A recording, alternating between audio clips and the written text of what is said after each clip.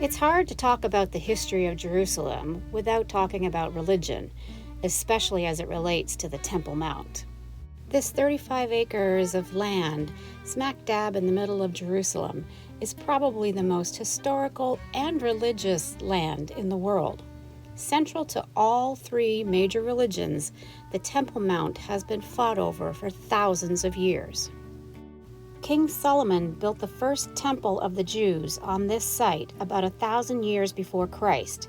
According to Jewish tradition, this is the location where God gathered dust to create Adam. It is also the location where Abraham nearly sacrificed his son, Isaac, to show his devotion to God. King Herod later built the second temple of the Jews about 100 years before Christ.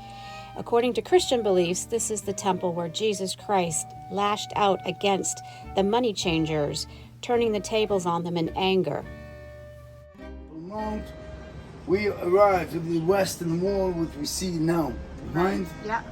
This is the gate we came from. You see? Yeah. Came from. We're going to walk on the bridge, or the wooded bridge, to enter the Temple Mount.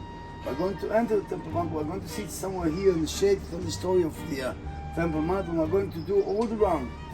Okay. According to Muslims, the Temple Mount is the site where the Prophet Muhammad ascended to heaven, making it one of the holiest Islamic religious sites, second only to Mecca.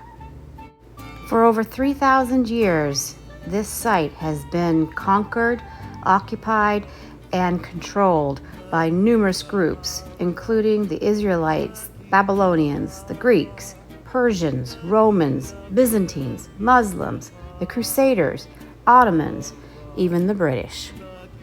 Currently, the Temple Mount is under Islamic control. However, it is policed by the Israelis, who, as you can see on our visit today, were more interested in their iPhones.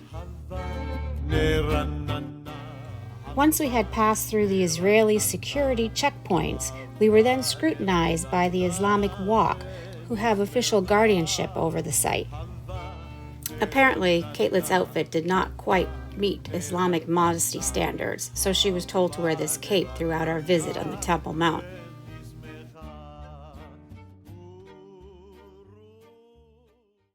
For non-Muslims, visiting the Temple Mount is very restricted. Not only do we have to enter through one single gate and pass through security checkpoints, there are only limited windows of time when you can access the Temple Mount, and that only occurs on a few days during the week. But because this site is currently under Islamic control, Muslims are free to come and go as they please. They may enter through any gate at any time.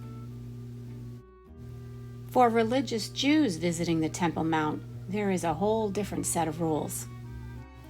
We encountered this young Israeli family during our visit and watched as they were escorted around the Temple Mount by no less than 6 armed Israeli guards.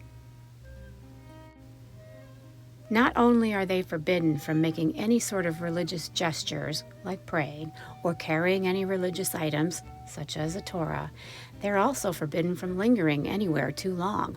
We watched several times as they were ushered along after stopping to look at something for more than a few seconds.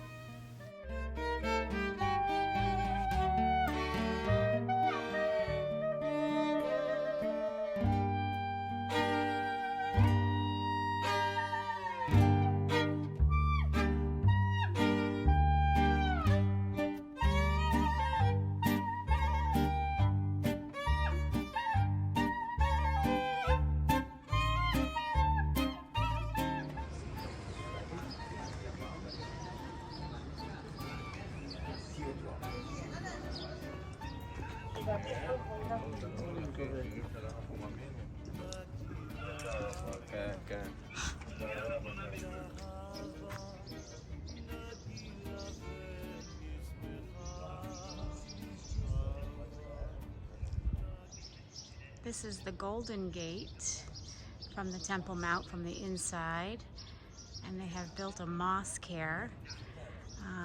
They have actually sealed the gate because it is believed that when the second coming of Christ, or the coming of the Messiah, or depending on your theology, that person, when he returns, will come through the Golden Gate. So the Golden Gate has been sealed, and now there's a mosque here.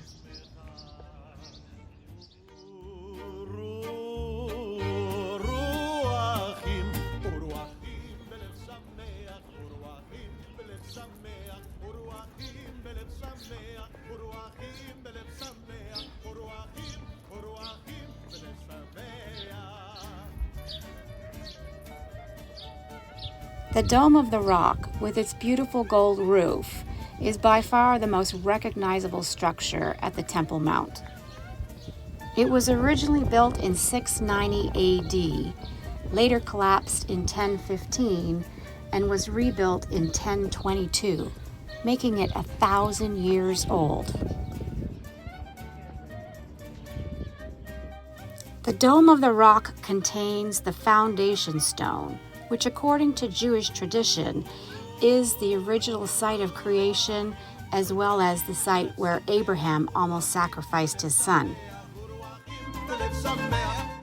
For Muslims, the foundation stone is the site where the Prophet Muhammad ascended to heaven. And for Orthodox Jews, the foundation stone is the site where the third temple will be built when the Messiah comes.